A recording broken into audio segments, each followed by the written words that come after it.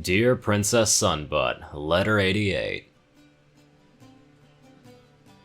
To the equestrian Princess Celestia, I write to you in order to express great sorrow.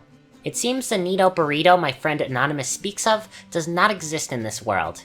I have dreamed of tasting such a thing ever since learning of it, yet those dreams are now shattered. I have never felt such an overwhelming sense of loss before. I struggle to find the words to properly express this pain. Anonymous tells me that life is full of many such revelations. In your countless years, I cannot fathom how many times you have gone through this same experience, and yet, you stand as an idol of fortitude for all to admire. I can only hope to one day possess an inner strength comparable to your own. Stewluck Pid. From Her Royal Highness Celestia, RE Letter 88. Dear Stu, thank you dearly for such a heartfelt letter and compliment. Handling disappointments is a skill gained with time, but in this case, perhaps I can help. I would like you to go to Miss Pinkie Pie and discuss the idea of a Nito burrito, and together, the two of you could make one of your very own. It could have anything you'd like to eat on it, though they may not taste good altogether. Remember, some things are disappointing and sad when there's not much we can do about it, but others like this, you can take that disappointment into motivation to make it right. Make the best Nito burrito that you can. I know you have allergies, including some esoteric ones, but I'm certain that you can make something wonderful that won't harm you to eat. Wishing you well, Princess Celestia. Letter 81.1. Hey Celestia. What did you tell Stupid? He grabbed Pinkie and took off saying that they were going to gather the neatest ingredients at the behest of our greatest princess. I'm not too worried about his health since Pinkie always carries his list of allergies with her. Literally always. She got it laminated. But I would really like to know what the hell they're doing. Love Anon. From Her Royal Highness Celestia, RE Letter 88.1.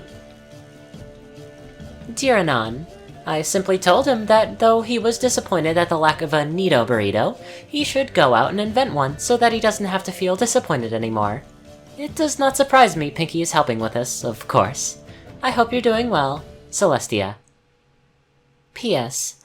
Stu is adorably earnest, is he not? A Sunset Interlude. Before an old journal bearing a mark so similar to her own, Princess Celestia sat, quill poised, loaded with glitter glitter ink. She'd been sitting there for several minutes, staring at the last unfinished page, eyes rereading the darkened yellow, lightly reflective letters she had last written, and the crimson text with a golden glitter that caught the light. The ink was pretentious, but they had picked them out of Celestia's stationery back in the early days. It was the memory of those early days that had the Princess of the Dawn staring at the inviting paper. And it was the memory of the last that stayed, the words she wished to write. Her eyes finally looked back from the book of one of the reminders she kept in her room. A single photograph of an amber mare with an honest and excited smile. The picture of the mare, a filly really, was one of the last to have blue eyes aglow with excitement and sheer simple joy that Celestia could find. It helped her steel her will, and a folded letter unfurled itself, and Celestia began to copy, word for word, then drew a faint curved line and wrote, Sunset. I don't know if you've kept this journal. I don't know if you'll be the one to read this, but I hope you kept it for old time's sake. I was not able to send this letter in any other manner, and after my poor decision in a heated moment, I was afraid to write my regrets, my thoughts, and my apologies here. Before courage fails me, I have copied that letter as written, and I pray it finds you well. Please write back, Sunshine. The letters burnt with golden light for half a moment before searing into a lightly reflective dark yellow, several shades darker than gold proper, and the same color as her previous missives. It took a great deal of self-control to remain calm as she finished and closed the journal. leaving it on an old stance that it had occupied since the last time it was used. Celestia was gifted with a second chance with her sister. She'd made a grudging friend of Discord, of all beings, but she wanted another chance with another that she'd wronged. She'd wanted Anon to meet Sunset, to share those movie nights, and maybe try again to teach Sunset what she had failed to express before, with the aid of one of the strangest, most frustrating friends the Mayor of the Sun had made in, well, a very long time. With these things on her mind, Celestia sat, waited, and watched the link to see if it would answer.